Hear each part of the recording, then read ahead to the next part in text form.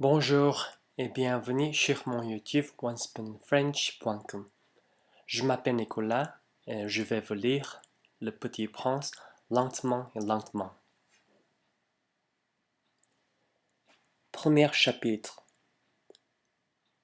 Lorsque j'avais 6 ans, j'ai vu une fois une magnifique image dans un livre sur la forêt vierge qui s'appelait Histoire vécue.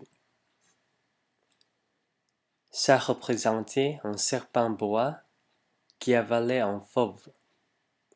Voilà la copie du dessin. On disait dans le livre, les serpents bois avalent leur proie tout entière, sans la mâcher. Ensuite, ils ne peuvent plus bouger et ils dorment pendant les 6 mois de leur digestion. J'ai alors beaucoup réfléchi sur les aventures de la jungle et à mon tour, j'ai réussi avec un crayon de couleur à tracer mon premier dessin. Mon dessin numéro 1, il était comme ça. J'ai montré mon chef-d'œuvre aux grandes personnes et je leur ai demandé si mon dessin leur faisait peur. Elles m'ont répondu: pourquoi un chapeau ferait-il peur? Mon dessin ne représentait pas un chapeau.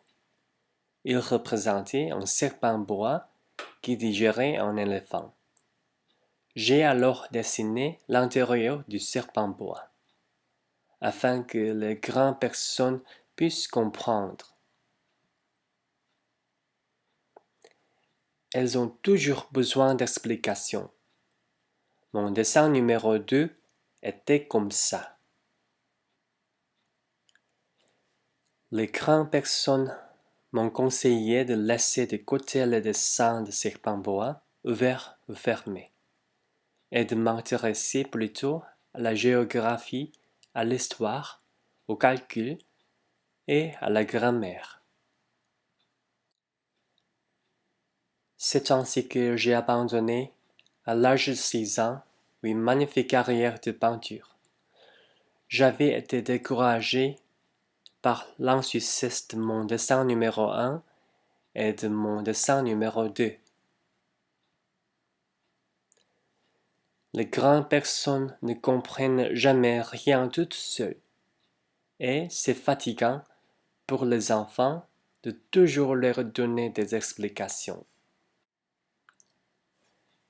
J'ai donc dû choisir un autre métier et j'ai appris à piloter des avions. J'ai volé un peu partout dans le monde. Et la géographie, c'est exact, m'a beaucoup servi. Je savais reconnaître du premier coup d'œil la Chine de l'Arizona. C'est très utile si on est égaré pendant la nuit. J'ai ainsi eu, au cours de ma vie, des tas de contacts avec des tas de gens sérieux. J'ai beaucoup vécu chez les grandes personnes. Je les ai vus de très près. Ça n'a pas trop amélioré mon opinion. Quand j'ai rencontré une qui me paraissait un peu lucide, je faisais l'expérience sur elle de mon dessin numéro 1, que j'ai toujours conservé. Je voulais savoir si elle était vraiment compréhensive, mais toujours elle me répondait: c'est un chapeau. Alors je ne lui parlais ni de serpent bois, ni de forêt vierge, ni d'étoiles.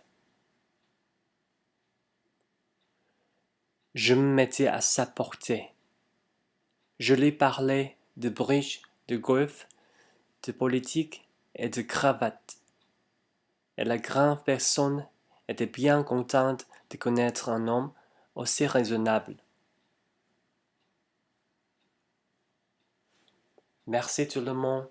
Au revoir.